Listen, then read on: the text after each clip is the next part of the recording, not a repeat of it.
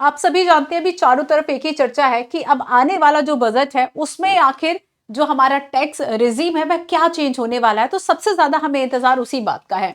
Basically देखो, budget और सर्वे दो ऐसे वर्ड है जो कि एटलीस्ट यूपीएससी के लिए तो बड़े ही इंपॉर्टेंट है और यहाँ से क्वेश्चंस हर साल आते हैं और इसलिए इनकी क्लासेस अलग से भी आपको दी जाएगी। अभी फिलहाल ये वीडियो आपको केवल ये बताने के लिए कि इकोनॉमिक सर्वे एंड बजट जो है वह ये डॉक्यूमेंट में आखिर अंतर क्या होता है। सबसे पहले मैं आपको बता दूं कि अगर देखो मैं 2024-25 के बजट की बात करूं, जो कि चुनाव के बाद जब नई सरकार आती है उसका पूर्ण बजट आता है, तब केंद्रीय सरकार 2024-25 लिखा जाता है वार्षिक वित्तीय विवरण। बजट शब्द की बात संविधान में कहीं नहीं की गई है, बजट शब्द का उल्लेख नहीं किया गया है, बल्कि अगर आप आर्टिकल 112 की बात करेंगे तो ये वार्षिक वित्तीय दस्तावेज की बात करेगा, एनुअल फाइनेंशियल स्टेटमेंट की बात करता है।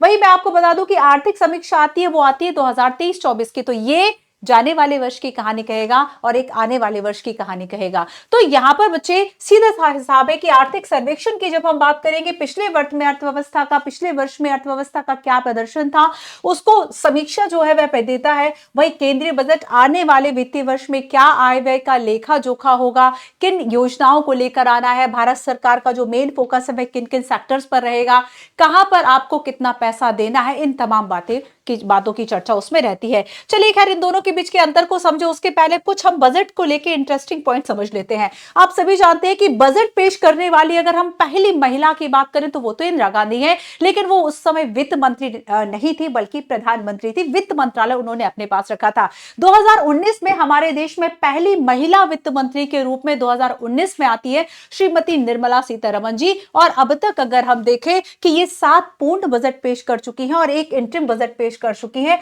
और अब ये 8वां जो बजट है वो पेश करेंगी 1 फरवरी 2025 को।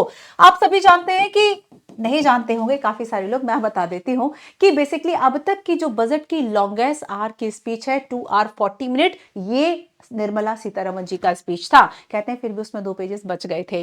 देखो बच्चे, इसके पहले आप देखेंगे कि जो एम एस सीतारमण जी हैं ये क्लोजर है उन रिकॉर्ड के जो कि 10 बार बजट पेश कर चुके थे मोरारजी देसाई, डिफरेंट पीरियड्स में, है ना, डिफरेंट पीरियड्स में, डिफरेंट टेन्योर में। जब ये फाइनेंस मिनिस्टर थे तब पेश किए थे, है ना, 67-69 में तब भी उन्होंने पेश किए। तो डिफरेंट पीरियड्स में ये जो है वह 10 बजट पेश कर चुके थे। तो इनके बेसिकली अब ये क्लोज आ गई हैं।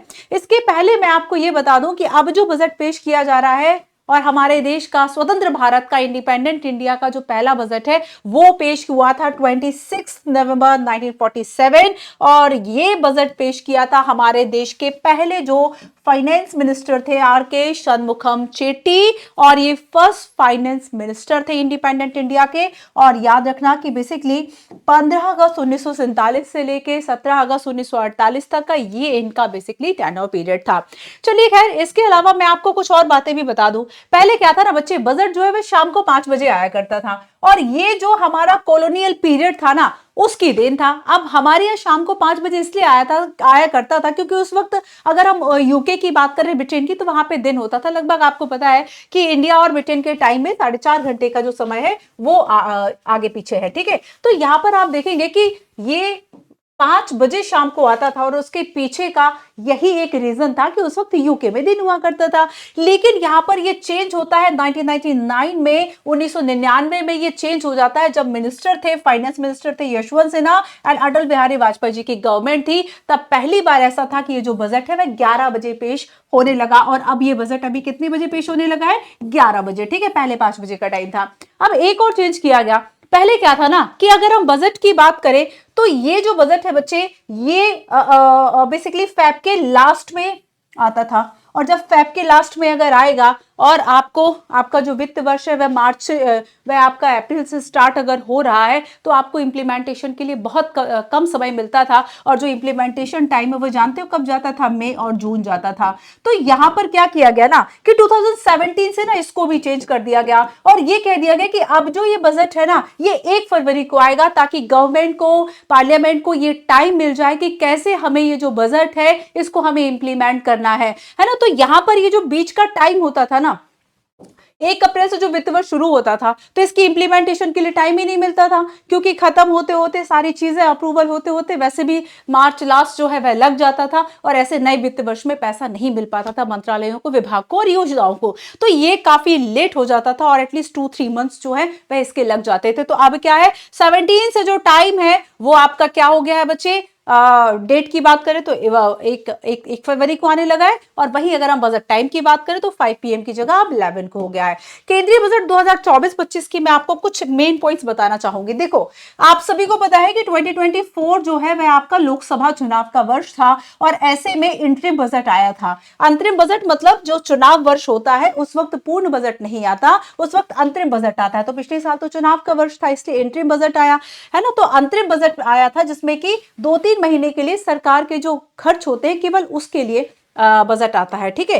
तो यहां पर ये अंतरिम बजट था। और इसके अलावा आप देखेंगे कि केंद्रीय बजट जो 2024 जब सरकार बन जाती है, पूर्ण बजट सरकार का आता है, तब जाके निर्मला सीतारमण जी ने कब 23-24 जुलाई जो 2024 के आसपास है वो यहां पर बजट आता है, और लगातार 7 केंद्रीय बजट पेश करने वाली ये प्रथम केंद्रीय वित्त मंत्री बन जाती हैं, ठीक है। चलिए आगे चलते हैं।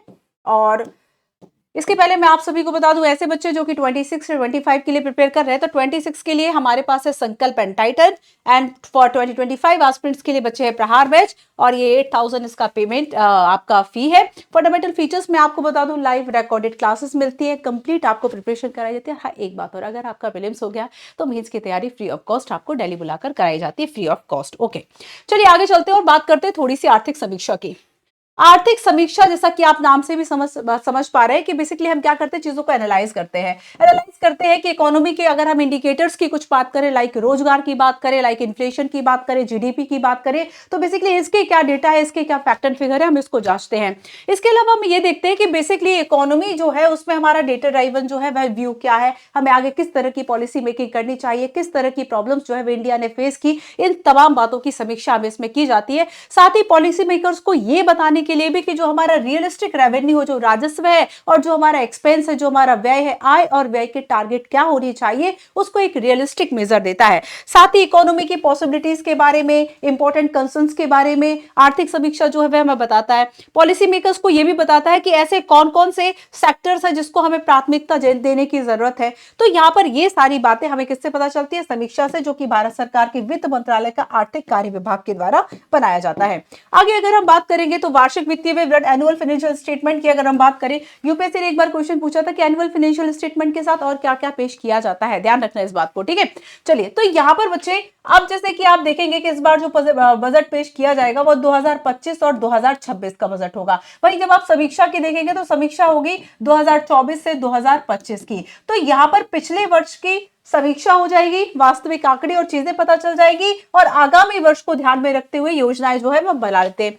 गवर्नमेंट की साइट पर आप देखेंगे केंद्रीय वित्त मंत्रालय की, तो आपको सबसे पहले ये पॉइंट मिल जाएगा कि जो बजट सार है आखिर वह क्या है। इसमें बताया जाता है कि भारत सरकार की प्राप्तियां, व्यय, राजकोषीय घाटा, राजस्व घाटा और भी बाकी सारे जो प्राथमिक घाटे उन सभी को भी दर्शाया जाता है। सारी प्राप्तियों को इसमें बताया जाता है। दस्तावेज में राज्य, विधानमंडल, संघ राज्य क्षेत्रों को हस्तांतरित जो भी संसाधन है, जो नई योजनाएं हैं, इन सभी की जो बातचीत है बेसिकली वो सारी चीजें बताई जाती है। तो गवर्नमेंट का आने वाले जो फाइनेंशियल ईयर का रोड मैप क्या होगा, किस तरीके से गवर्नमेंट काम करेगी, किन योजनाओं को, किन सेक्टर्स को प्राथमिकता देगी, टैक्सेशन जो टैक्स के रिजीम है वह क्या होंगे, इन तमाम बातों की जो चर्चा है वह की जाती है। राजस्व और व्यय जो है वह आने वाले क्या होंगे, उनके भी अनुमानित आंकड़े बेसिकली इसमें लगाए जाते हैं। और जो हमारे पॉलिसीज है हम उनको प्रायोरिटाइज करते हैं कि इकोनॉमी में बेसिकली हम क्या रिफॉर्म आगे इस तरह से लेकर आ सकते हैं और किन सेक्टर्स को काफी मजबूती मिल सकती है। तो ये सारी चीजें हम अपने इसमें बताते हैं कि क्या किस तरीके से कंट्री की जो इकोनॉमी है, जो अर्थव्यवस्था है वह आगे जाएगी।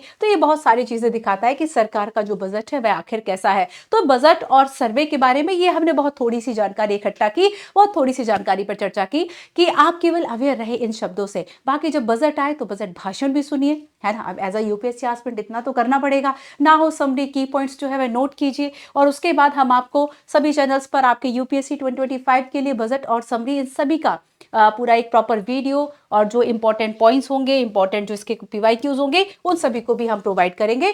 तो आप सभी कंटिन्यू वीडियोस देखते रहें। @मंजू PW यूपीएससी वाला टेलीग्राम चैनल है जिसपे आपको सभी upcoming videos and notifications and जो नोट्स है वो सारी चीज़ें मिल जाती हैं। Thank you so much.